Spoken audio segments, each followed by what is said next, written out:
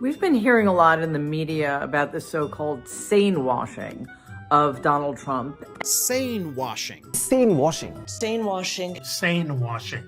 Sanewashing. Sanewashing. Sanewashing. Sanewashing. Sanewash Donald Trump. Sanewashing, which describes the way some in the news media edit Donald Trump's crazy statements down to a shape that allows them to then try to make sense of them.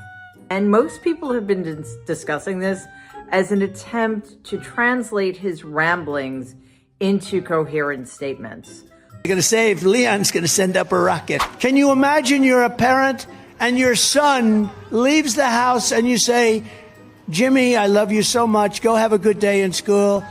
And your son comes back with a brutal operation. You take a look at bacon and some of these products, and some people don't eat bacon anymore. This was caused by their horrible energy wind. Because I have to stay with childcare. I want to stay with childcare, but those numbers are small relative to the kind of economic numbers that I'm talking about, including growth, but growth also headed up by what the plan is that I just told you about. We're going to be taking in trillions of dollars. And as much as child care is talked about as being expensive, it's relatively speaking not very expensive compared to the kind of numbers we'll be taking in. But it's worse than that. I actually had a great conversation with Ali Velshi about the human impulse to fill in the blanks and what's really going on. Check it out.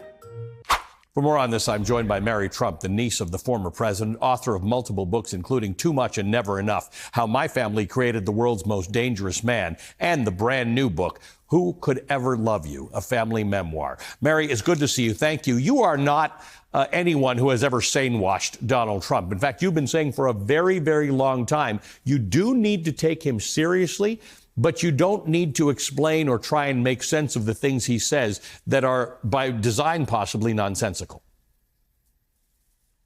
Yeah, absolutely. And Ali, it's great to be with you. I just had my very first case of COVID, and felled is the word. So it's great to have you back. I'm so glad you're talking about this. I wrote a piece recently discussing the dangers of quote unquote sanewashing, because the problem is it's not simply that many media outlets think that they need to translate Donald. First of all, they're not telling us that's what they're doing. They're just pretending that he said these understandable, coherent things. But much worse than that, they're imbuing his meaningless statements with meaning that is not there. Right. Making him seem more serious and less delusional than he actually is, as you just pointed out. So, for instance, at the Economic Club of New York a little over a week ago, he was asked a very straightforward question about child care policy. You could almost give it a yes or no answer. And he went on some huge rant about tariffs on China and all sorts of stuff. And some reporters felt the need to sort of explain what he would do about child care policy and what he would do about tariffs, when in fact, the only adequate reporting would be to say he gave an incoherent, rambling answer that didn't answer the question. Yeah, and it's begun to feel like everybody's in on the game. We've been told for years now that some of the most disqualifying things about Donald Trump are baked in, so nobody cares about them anymore. That is really the wrong take here, yeah. And it gives him an enormous advantage, because he can do anything, and we're all just supposed to assume that that's just fine. And it gives him permission to get away with worse. And again, as you said earlier, it's not as if any of this is new. It's just increasingly less hinged, more delusional, more dangerous. The people he surrounds himself with have always been awful. They, too, are becoming more dangerous to democracy and to American citizens. So talk to me about how, if at all, we should be bothering. We're not going to sanewash, but should we be distinguishing between the less hinged and more delusional versus the stuff that he talked about with pets in Ohio, which is a very determined and deliberate racist attempt to do something? I think one thing we need to do is take everything head on, because if we try to talk about everything at once, it just cancels everything out. Like if one person had done one of the things Donald Trump has done, that person would not be allowed to run for the presidency. But somehow, because he's done all of them, it's okay. So let's take the situation in Ohio. And this is just the latest example of something he's been doing for years. This is stochastic terrorism. People can put up memes about it and people can laugh about it, but this is deadly serious. We see the fallout.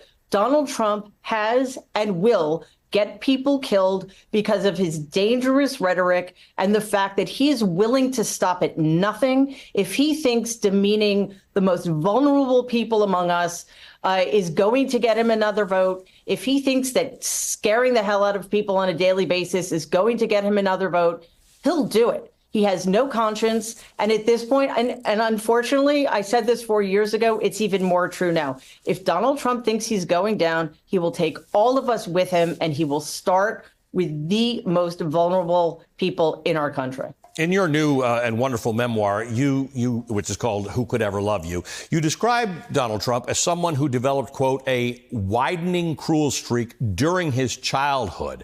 Talk to me about how you believe that shaped who he both is and is becoming more of today.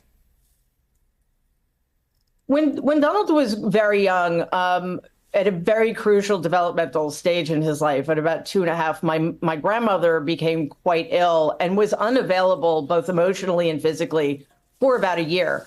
And the only quote unquote caretaker he had left was my grandfather, who was a sociopath. And I mean that diagnostically, not colloquially. So Donald had very little care when he was a young child, and he developed some very strong defense mechanisms to deal with the loneliness and the fear.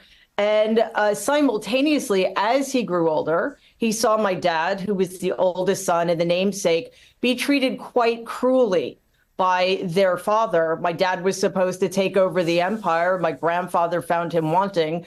Donald did not want to be treated like Freddie. And Donald also realized that the defense mechanisms he developed, the bullying, his own cruelty, actually appealed to my grandfather. And he was able to take my dad's place because my grandfather actually valued what he saw in Donald.